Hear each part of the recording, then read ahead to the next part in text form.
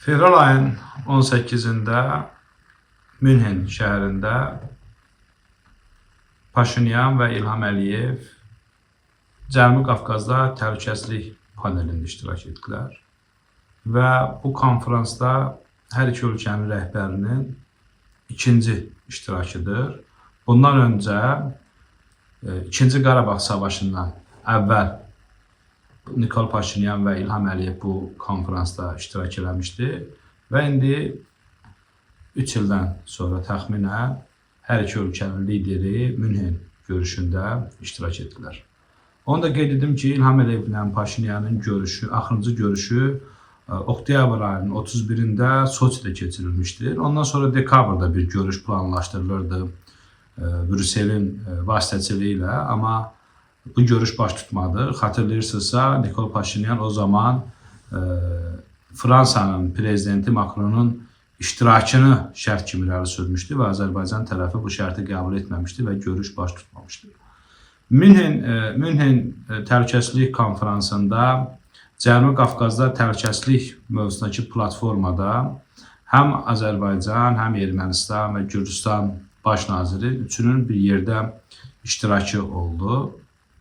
İştirakı ilə bir konferans keçirildi və daha sonra ABŞ Dövlət Departamentinin rəhbərinin vasitəçiliyi ilə hər iki ölkənin rəhbərinə bir görüş keçirildi və qeyd edim ki, Avropa Birliyinin və ABŞ-ın Cənubi Qafqazda sülhün bərpa olunması yönündəki vasitəçiliyi çox önəmlidir və istər Brüsselin vasitəçiliyi ilə keçirilən görüşlərdə biz daha faydalı görürdük, nəinki Rusiyanın vasitəçiliyi ilə keçirilən görüşlərdə. Xatırlayırsa, Şarl Mişelin vasitəçiliyi ilə keçirilən görüşlərdə konkret mövzular vardı. Delimitasiya və demarkasiya mövzusu, hətta bunun həll edilməsi yönündə son tarix də müəyyən edilirdi. Amma çox təəssüf ki, o görüşlərdən sonra Moskvanın birbaşa müdaxiləsi ilə görünən odur ki, hər iki ölkə problemi həll etmək istəmirdi.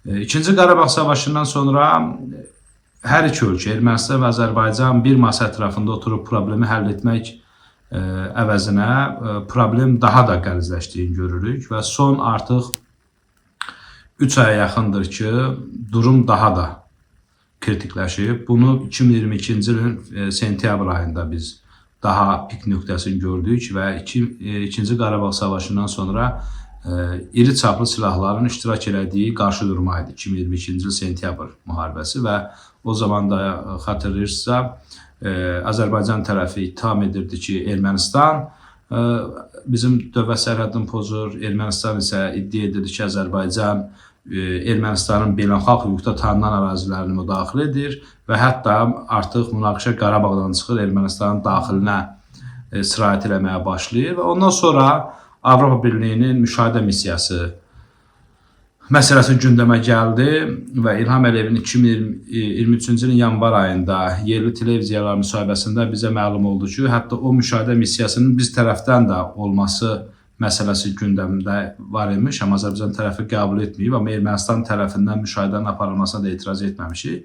Amma İlham Əliyev müsahibəsində də bir gileyini bildirdi ki, biz bu müşahidə missiyasını uzun vadəli olmasını gözləmirdik və orada bir narahatçılığını göstərib. Məncə bu Ermənistan tərəfindən sərhədlərin Avropanın müşahidə missiyasının yerləşdirilməsi müsbət bir haldır və eyni missiyanın Azərbaycan tərəfindən də olması müsbət hal olardı. Çünki sərhəddə qarşıdurmanın qarşısı alınardı. Bununla yanaşı qarşıdurma kimin tərəfindən əsasən hansı addımlar atılır, onu müşahidə missiyası bir növ reydində bizim məlum olacaqdır. Və Rusiya da burada kimdən daha çox bölgədə konfliktin qızışmasında Rusiya daha çox kimdən bir vasitə olaraq istifadə edir, onu da bizə aydın olardı. Və 2022-ci il sentyabrındakı o qısa müddətli, amma iri çaplı silahların iştirakı ilə baş verilən o 3-4 günlük müharibədən sonra Ermənistan-Azərbaycan məsələləri arasındakı bu sülh danışıqları daha da bir növ arzu olunmaz bir müstəviyə gəldi. Hətta dekabr ayının 12-sindən Azərbaycan tərəfi Laçından Xankəndiyə gedən yolun üzərində artıq 3 aydan çoxdur ki, aksiya keçirilir. Aksiyanın əsas tərəflərindən biri də budur ki, orada bizim mədən yataqlarımız oradakı separatçı rejim tərəfindən istismar olunur və Azərbaycan o mədən ərazilərinə nəzarət etməlidir və buna görə aksiya aparılır və Ermənistan tərəfi də bildirir ki, Azərbaycan Xankəndidə yaşayan erməniləri blokadaya alıb və bunu bir humanitar böhran kimi də humanitar böhrandan və krizdən danışmaq olmaz. Münasibətlərin bu qədər gərginləşdiyi bir dönəmdə Brüsselin və ABŞ-ın vasitəsilə sülh danışıqlarının aparılması müsbət haldır. Çünki biz hər üç ölkə, Cənubi Qafqazın hər üç ölkəsi, Gürcüstan özü də, hətta Gürcüstanın baş naziri paneldə çıxışında da bildirdi ki, 2008-ci ildə Rusiya Gürcüstana müharibə elan edəndə çox təəssüf ki, Qərb Rusiyaya qarşı sanksiyalar tətbiq etmədi və bunun acı nəticəsini də Ukraynada görürsünüz. Həm Ermənistan, həm Gürcüstan, həm Azərbaycan, hər üç ölkə rəhbəri anlamalıdır ki, Cənubi Qafqazda davamlı və stabil təhlükəsizlik və sülhün bərqərar olması üçün Rusiya bu bölgədən çıxmalıdır. Rusiya isə bu bölgədə Avropa Şura, Avropa Birliyinin və Amerikanın buradakı konfliktlərin həll edilməsində vasitəçi olmaq istəmir. Çünki keçmişdən qalan o ərazi idarə etmə xəyalının Putin administrasiyası 21-ci əsrdə icra etməyə başlayır. Siz diqqət etsəniz, Azərbaycan rəhbəri və Ermənistan rəhbərinin Avropada Şarl Mişelin vasitəsilə keçirilən görüşlərdən dərhal sonra Rusiya hər iki ölkə rəhbərinə telefon açıb və yaxud da paralel görüş təyin edib. İndi də Münhendə görüş, dövlət katibi Blinkenin iştirakı ilə vasitəsilə bir görüşün keçirilməsi, indi biz xəbər tuturuq ki, Lavrov artıq Bakıya gəlir. Problemin həlli hər iki ölkənin, Azərbaycan və Ermənistanın bir masa ətrafında oturub və prosesdən Rusiyanı çıxartmaqdan irəli gəlir. Çünki Rusiya heç zaman bu bölgədə konfliktin həll edilməsində maraqlı olmaz.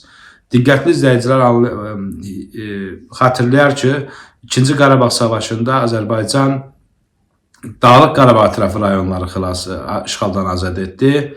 Yalnız Dağlıq Qarabağdan biz Hadrutu və Şuşanı işğaldan azad etdik və dərhal gecə ilə də Rusiya hər iki ölkə rəhbəri ilə Skype vasitəsilə müqavilə bağlandı. Çünki Rusiya bu problemin, bu konfliktin çözülməsində maraqlı deyil. Çünki konflikt yoxdursa, artıq bölgədə Rusiya yoxdur. Konflikt varsa, artıq bölgəyə Rusiyanın təsir imkanları var və bu təsir bu bölgəni kontrolda saxlamaqdır və Putin administrasiyası konfliktlərlə bölgələri kontrolda saxlamağa çalışır. Ona görə Azərbaycan tərəfi də, Ermənistan tərəfi də anlamalıdır ki, nə qədər Rusiya bu vasitəçilikdə əsas yer tutacaq, heç zaman konflikt həll edilməyəcək.